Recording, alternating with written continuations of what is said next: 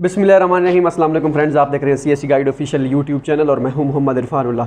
तो चलिए स्टार्ट करते हैं वही जो क्वेश्चन एंड आंसर थे लड़कों के। तो पहला क्वेश्चन था अबू बकर शाहिद का कि नंजिंग यूनिवर्सिटी में अप्लाई किया हुआ है और फ़ी पे नहीं की थी और मैंने फिर वो विड्रा करके या जो भी था फिर मैंने बीजिंग इंस्टीट्यूट ऑफ टेक्नोलॉजी बीट में अप्लाई कर दिया था, तो वहाँ से कोई रिस्पांस नहीं मिल रहा। क्या ये नंजिंग यूनिवर्सिटी की वजह से नहीं मिल रहा क्योंकि मैंने वहाँ पे अप्लाई किया था, फ़ी पे नहीं की थी, इस वजह से?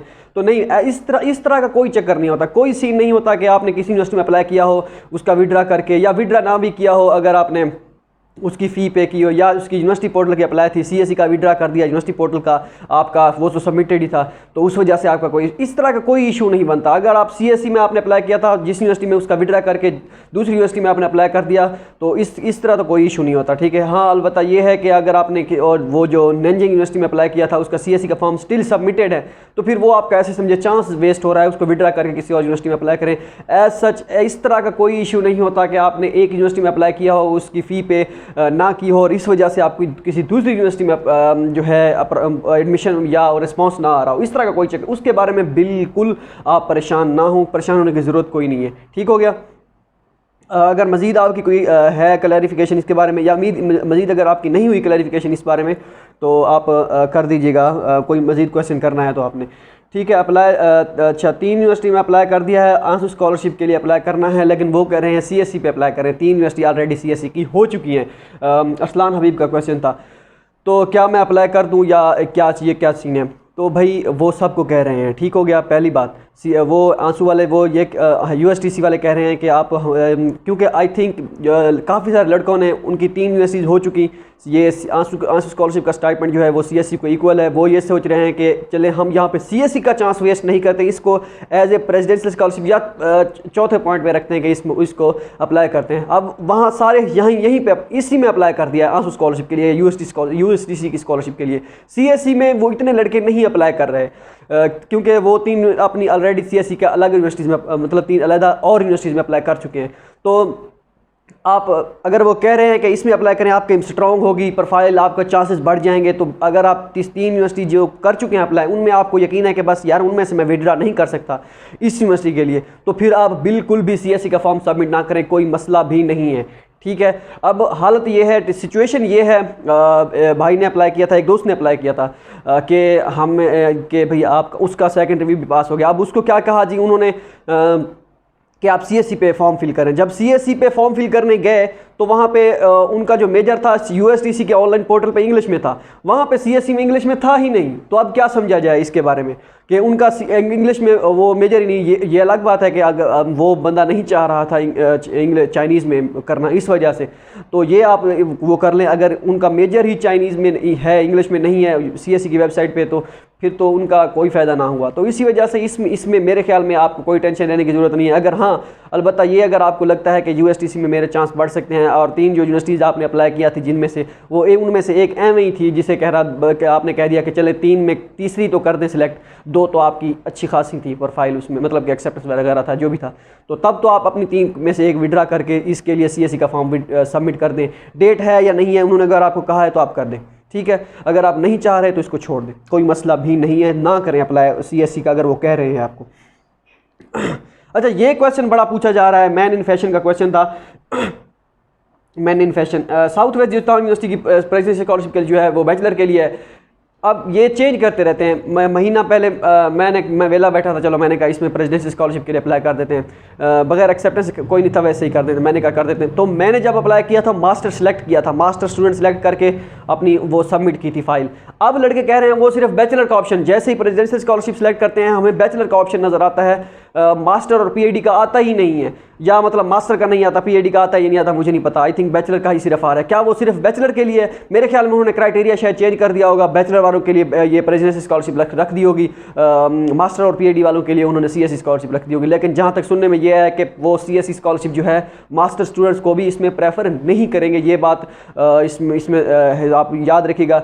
लेकिन यह है कि अगर आपने अप्लाई कर दिया, एक्सेप्टेंस था, तो फिर शायद मुमकिन है, लेकिन वो प्रायोरिटी जो है पीएचडी वालों को देंगे, एक मेल में उन्होंने कहा था, ठीक हो गया जी।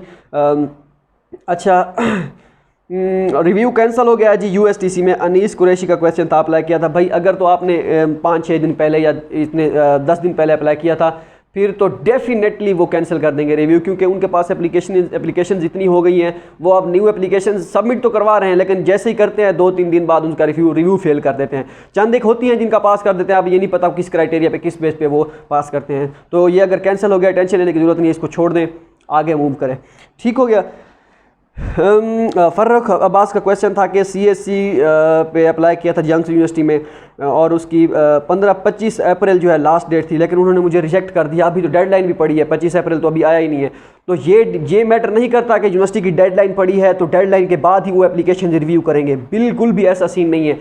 वो जैसे ही एप्लीकेशंस उनको आती रहती हैं, मतलब कि सबमिट होती हैं, तो उनके सिस्टम में आती रहती हैं, वो चेक करना शुरू कर देते हैं चाहे डेडलाइन है या नहीं है। जहाँ पे उनको लगता है ये कैंडिडेट सूटेबल नहीं है स्कॉलरशिप के लिए, उसको रिजेक्ट कर देते हैं, या कोई डॉक्यूमेंट्स की वजह बनती है, या कोई और वजह बनती है कि उस मेजर में स्कॉलरशिप जो भी है, जो स्कॉलरशिप की जो भी वजह बनती है रिजेक्शन की, ये वो जानते हैं क्या वजह होती है या क्यों करते हैं। लेकिन ऐसा होता है, ये नहीं है कि डेडलाइन अगर 25 है या उससे पहले या 30 अप्रैल है, जो भी है, कि उससे पहले वो आपकी एप्लीकेशन वो नहीं चेक करेंगे, या एप्लीकेशन उसके बाद हमें रिजेक्ट करें, पहले क्यों करें, अभी तो डेडलाइन पड़ी है।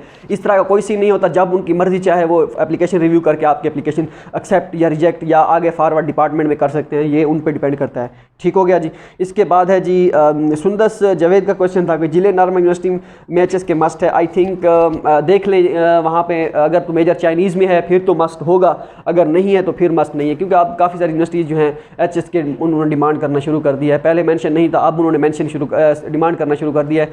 तो ये आप उनसे पूछें। ख़ास तौर पे प्रेसिडेंशियल स्कॉलरशिप या इस तरह की जो होती हैं, उनमें कुछ यूनिवर्सिटीज़ जो होती हैं वो HS के डिमांड करती हैं। अगर CSC होती है तो CSC का एक रूल होता है, वो एक साल की चाइनीज़ सिखाते हैं पहले, मतलब कि वो फ़ंड करते हैं यूनिवर्सिटी को, भाई इस लड़के को 1 साल की चाइनीज़ सिखाएंगे, उसका फ़ंड भी CSC देती है अगर आपकी सिलेक्शन चाइनीज़ मेजर में होती है। फिर यूनिवर्सिटी का क्या करती है, वो अपनी तरफ से वो क्या कर देती है, वो 1 साल का वो ख़त्म कर देती है। जो भी होता है वो कहते हैं हमें पहले HS के नहीं, हमसे ये नहीं होता कि हम 1 साल का इसको चाइनीज़ करवाएं। लेकिन मोस्टली जो होती है वो चाइनीज़ हो जाती है, वो डिमांड नहीं करते मेजर। अगर आप CSC स्कॉलरशिप के लिए अप्लाई करना चाहें, कुछ यूनिवर्सिटी क्राइटेरिया रख देती हैं मखसूस अपना, वो अब मेंशन कभी कभी वेबसाइट पर करते हैं, कभी कभी नहीं करते वो, क्योंकि वो इंटरनेशनल ऑफिस होता है, वो खुद से ही अपनी वो जो कुछ पॉलिसीज़ जो होती हैं वो शो नहीं करवाता। ये डिपेंड करता है, आप पूछना पड़ेगा कि क्या हिसाब किताब है क्या नहीं है। ठीक है। वैसे CSC का जो है 1 साल का चाइनीज़ वो कराते हैं। तो अगर आप डबल माइंड हैं कि करें या ना करें, इससे बेहतर है कोई और यूनिवर्सिटीज़ देखें जहाँ पे 1 साल का या तो चाइनीज़ कराई जाए या फिर इंग्लिश में मेजर हो आपका। अच्छा, इसके बाद है जी सलार अहमद का क्वेश्चन था कि पासपोर्ट एक्सपायर्ड हो गया, क्या इसके साथ हम अप्लाई कर सकते हैं? बिल्कुल भी नहीं कर सकते। आपका पासपोर्ट की डेडलाइन होनी चाहिए, कम से कम आप 6 महीने तक 6 महीने उसकी एक्सपायरी डेट अभी पड़ी हो, उससे पहले आप अप्लाई कर सकते हैं। उस वगरना एक्सपायर के साथ तो बिल्कुल भी नहीं कर सकते। ठीक है।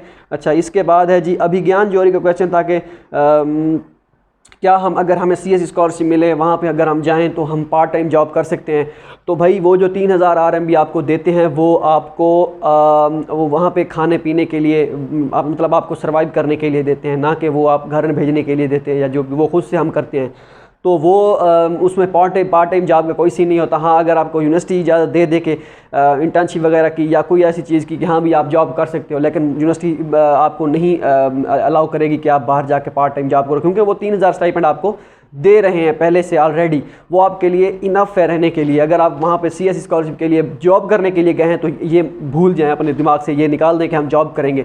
उसके लिए फिर अच्छा है कि आप कोई और मुल्क ढूंढें, लाइक यूरोप, UK वगैरह। इस यूरोप में UK है, ऑस्ट्रेलिया, वो सारी चीज़ें जितनी भी हैं वहाँ से आप कर सकते हैं, लेकिन यहाँ पर मुश्किल है। ठीक है।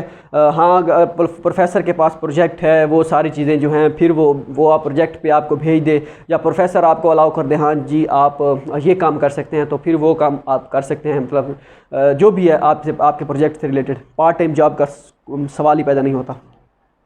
ठीक हो गया जी। मुर्तज़ा हुसैन का क्वेश्चन था कि लंजऊ यूनिवर्सिटी HS की डिमांड कर रही है। बिल्कुल कर रही है।